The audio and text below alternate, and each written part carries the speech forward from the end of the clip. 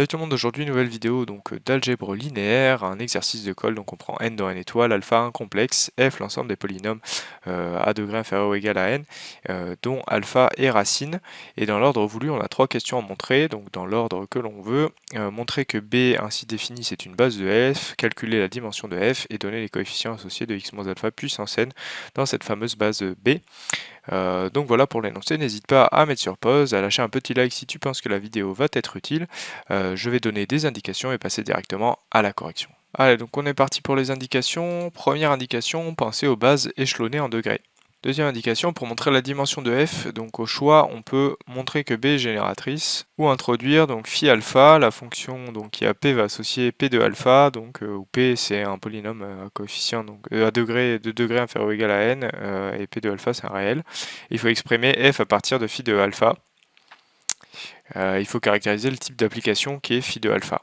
Allez, donc on va corriger le problème de deux manières. Je vous propose une première façon, c'est la méthode systématique. Donc on pose, pour simplifier la vie, les polynômes pk de x, donc les x moins alpha x puissance k pour k dans 0 n-1. Donc il faut montrer que b c'est une base de f car elle est libre et génératrice. Effectivement, vous n'allez pas pouvoir utiliser l'argument qu'elle est de bon cardinal, c'est-à-dire de cardinal égal à f, puisqu'on vous demande de calculer la dimension. Donc si vous voulez d'abord montrer que b est une base, il faut montrer qu'elle est libre et génératrice et on en déduira la dimension de f ensuite. Donc la liberté, on commence par remarquer en fait que B elle est échelonnée en degrés, donc elle est libre.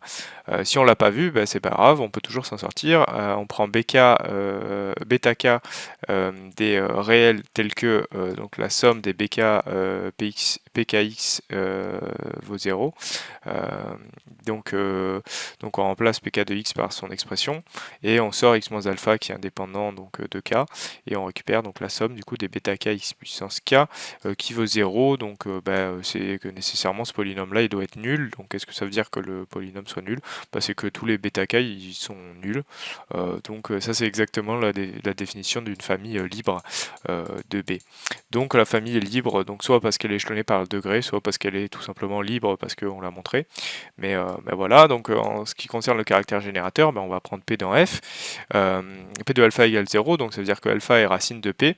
Et donc on peut factoriser par x moins alpha. Donc il faut voir ça, hein, c'est vu la forme des coefficients pk, des polynômes pk, qui sont les polynômes censés être des polynômes de la base, il faut forcément factoriser par x moins alpha. Donc quel est l'argument? C'est que alpha est racine de p et on peut factoriser par ce polynôme là. Donc on a p de x qui vaut donc x moins alpha q de x, où q c'est un polynôme de coefficient de degré inférieur ou égal à n-1, puisqu'effectivement si on multiplie on récupère au pire un degré n. Donc et les deux degrés n-1, on va poser que c'est la somme du coup des ak x puissance k. On va remplacer dans l'expression de p. Donc p de x, ça fait donc x moins alpha fois la somme des ak x puissance k. On rentre la somme à l'intérieur et on récupère au final pk de x. Et donc on a que c'est la somme des ak pk de x. Et donc on a montré que tout polynôme p s'écrivait donc sous la forme de la somme des ak pk de x, ce qui est exactement le fait que B est une famille génératrice de f.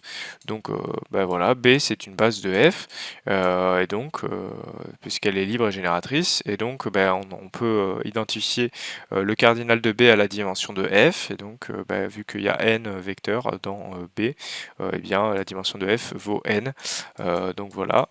De là on déduit que c'est un hyperplan. Donc on aurait peut-être pu travailler sur les hyperplans de manière astucieuse pour résoudre le problème différemment, mais c'est ce qu'on verra dans la deuxième méthode.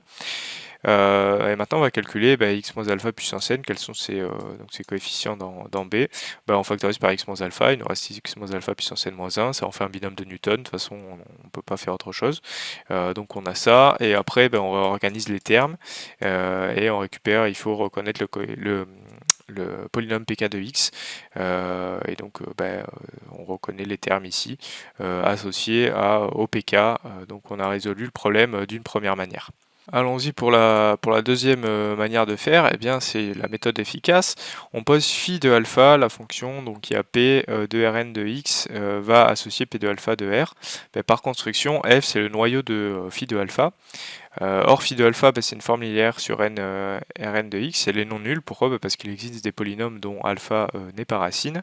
Ben, par suite, f c'est le noyau de phi de alpha, où phi de alpha ben, c'est donc une forme linéaire non nulle. Donc f c'est le noyau d'une forme linéaire non nulle de Rn de x. Et donc c'est un hyperplan de Rn de x, donc Rn de x qui est un espace de dimension n plus 1. Donc sa dimension à f c'est n, vu que c'est n plus 1 moins 1, vu que c'est un hyperplan. Donc voilà, et B elle est échelonnée en degrés donc libre, et son cardinal est égal à la dimension de f, donc B est base de f. Voilà, donc c'est fini pour cette vidéo, donc sur cet exercice qui a été corrigé de deux manières différentes. Donc j'espère que tu auras appris quelque chose, au moins par l'une des deux méthodes. En tout cas, n'hésite pas à t'abonner, à liker, à mettre la cloche, il y a plein de nouvelles vidéos qui vont arriver, j'espère te retrouver sur l'une d'entre elles. Salut!